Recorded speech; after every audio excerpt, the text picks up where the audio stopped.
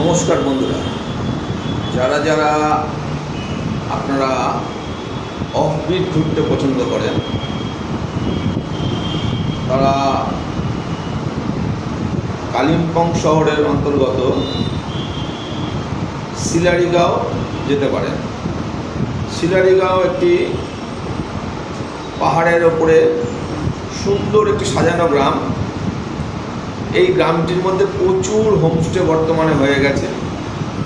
আগে খুব কম ছিল, এখন অনেক হোমস্টে হয়ে গেছে। আপনারা যারা যারা শিলিগুড়ি থেকে শিলারিগাঁও যেতে চান তারা ওখান থেকে গাড়ি ভাড়া করে নেবেন। গাড়ি ভাড়া করে শিলারিগাঁও পৌঁছাবেন। শিলারিগাঁও সেদিনকে দুপুরবেলা 1-1:30টার মধ্যে পৌঁছে যাবেন। যদি সকালে আপনার ট্রেন থেকে নামেন 1-1:30টার মধ্যে পৌঁছে যাবেন। ওখানে খাওয়া দাওয়া করে হোমস্টেতে বিকালের দিকে শিলারিগাঁওয়ের একটি স্পট আছে। শিলারিগাঁও থেকে হাঁটা পথে একটু পাহাড়ের ওপরের দিকে উঠতে হবে। আপনার 3 থেকে 3.5 কিলোমিটার পায়ে হেঁটে যেতে হবে। আপনার 1.5 ঘন্টার মতো যদি আপনি হাঁটা পথে নর্মালি হাঁটেন তাহলে 1.5 ঘন্টায় আপনি স্পটটায় পৌঁছে যাবেন। স্পটটার নাম হচ্ছে রিটার্ন ভিউ পয়েন্ট। শিলারিগাঁও বহু মানুষ যায়, কিন্তু তার 10% লোক এই স্পটটা ঘুরতে যায়। অনেকেই হয়তো এই স্পটটা সম্বন্ধে জানেন না, তাই জন্য যেতে পারেন না। আমি আপনাদের এই স্পটটা জানাচ্ছি কারণ আমার ভিডিওতে ওই শিলারিগাঁওয়ের স্পটটি রয়েছে। যারা যারা দেখতে চাইবেন তারা আমার পুরনো ভিডিওতে দেখে নেবেন। আমার বলার এই উদ্দেশ্য, এই হাঁটা পথটাতে যেতে আপনাকে 3টে থেকে 3:30টার মধ্যে বেরোতে হবে। হোমস্টে ছেড়ে পাহাড়ের ওপরের দিকে জিজ্ঞেস করবেন, যে কেউ দেখিয়ে দেবে আপনাকে। ওপরের দিকে হাঁটা পথে আপনাকে ওই স্পটে যেতে হবে। যেতে গিয়ে জঙ্গল রাস্তা দিয়ে যেতে হবে। জঙ্গলের মধ্যে দিয়ে যাবেন। রাস্তাটা খুবই ভালো, কোনো ভয়ের ব্যাপার নেই, একদম পাকা রাস্তা। রাস্তায় অবশ্যই জুতো পরে যাবে। জুতো না পরে গেলে ওখানে প্রচুর জোঁকের আনাগোনা আছে। রাস্তায় অনেক সময় যেতে আসতে আপনি জোঁক দেখতে পাবেন, যেহেতু জঙ্গল রাস্তা, গাছ থেকে অনেক সময় জোঁক পড়ে। তাই অবশ্যই জুতো পরবেন। বাচ্চাদের সাবধানে রাখবেন। বাচ্চাদের পাগুলো অবশ্যই বারবার দেখে নেবেন। এইবার বলি, আপনারা ওই জঙ্গল পথে যখন যাবেন, জঙ্গল বলতে নর্মাল জঙ্গল, কোনো ভয়ের ব্যাপার নেই, একদম নর্মাল। কিন্তু ওটা আপনি আলো থাকতে থাকতে জঙ্গলের রাস্তায় বেরিয়ে যাবেন। হাঁটা পথে আপ ডাউন আছে। এই পথে আপনি শিলারিগাঁও থেকে যখন ওই স্পটের কাছাকাছি পৌঁছবেন তখন একটা হিলে গিয়ে পৌঁছাবেন।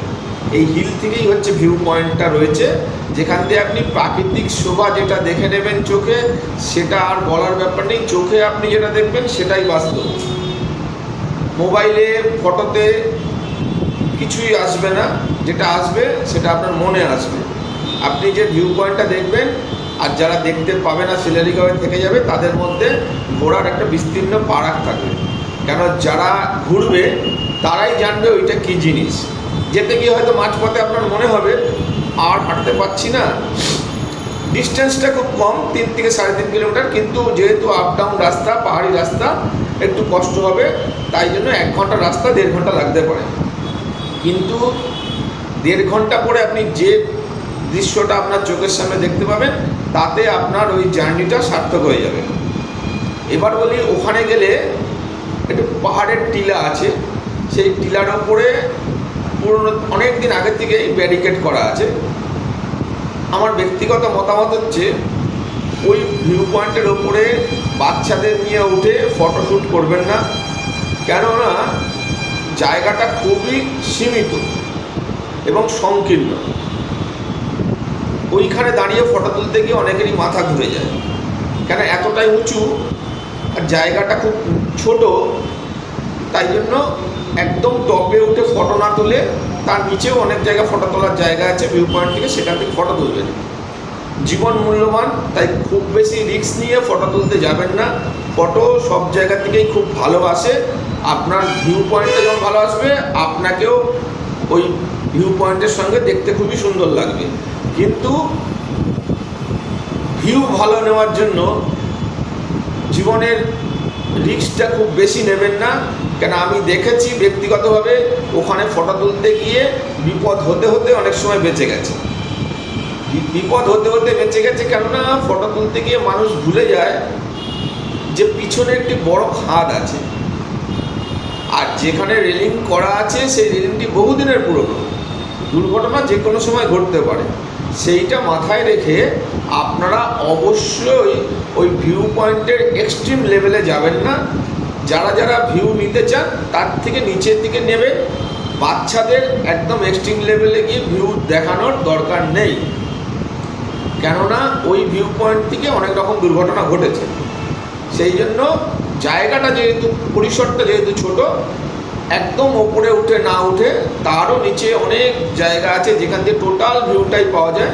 সেইখান থেকে ভিউটা নেবেন, ভিডিওগ্রাফি করবেন, রিলস করবেন, যে কোনো জিনিস ইউটিউব করতে পারেন, কিন্তু অবশ্যই ওর ওপরে গিয়ে উঠে রিলস বা ভিউ বা এনিথিং আপনি করতে যাবেন না। বাচ্চাদের একদম ওপর থেকে উঠাবেন না। এই স্পটটি ঘুরে এসে আপনারা সন্ধে সন্ধে আগে জায়গাটা ক্রস করে যাবেন, কেননা হচ্ছে পাহাড়ি অঞ্চলে সূর্যর আলো খুবই থাকে, কিন্তু যেহেতু জঙ্গল ভেতর দিয়ে আপনাকে আসতে হবে, যদি আপনি ওইখানে দেরি করেন 5টারও পরের দিয়ে আপনি ওখানে থেকে যান 5:30 6টা, হয়তো ভিউ থেকে আপনি আলো দেখতে পাচ্ছেন ভিউ পয়েন্ট থেকে, কিন্তু যখনই আপনি ব্যাক করতে থাকবেন খুব তাড়াতাড়ি সূর্যের আলো চলে যায় এখানে। তা আপনি জঙ্গলের মধ্যে অন্ধকার দিয়ে আসবেন, আপনার একটু ভয় ভয় করবেন। তার চেয়ে সবার শেষে না আসার চেষ্টা করে আগে বেরিয়ে আসুন, 5:30টার মধ্যে ওখান থেকে বেরিয়ে আসুন। আকাশের পরিস্থিতি অনুযায়ী আলো দেখে আপনি বেরিয়ে আসুন। ওখানে খুব বেশি হলে আধ ঘন্টা থাকলেই যথেষ্ট। চা কফি খেতে পারেন, ওখানে বেশি খাবারের কোনো ব্যবস্থা নেই। ছোটোখাটো লজেন্স চিপস আছে, আর একজন ভদ্রমহিলা বসে থাকেন চা নিয়ে কফি নিয়ে, ওনার কাছে চা কফি খেতে পারেন। কিন্তু আপনাদের কাছে রিকোয়েস্ট, আপনারা কোনো সময় ওখানে সন্ধে করবেন না, কেননা পুরো জঙ্গলের মধ্যে দিয়ে আসতে হবে। জঙ্গলটা খুবই নিরাপদ, কিন্তু যখনই অন্ধকার হয়ে যাবে আপনাদের মনে মনে ভয় ধরবে।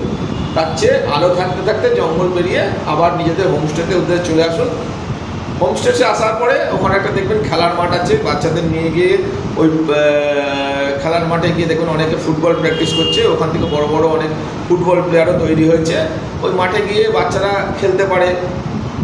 আর কোনো সেরকমভাবে শিলারিগাঁওয়ের ভিউ, শিলারিগাঁও স্টে করে পাবেন না।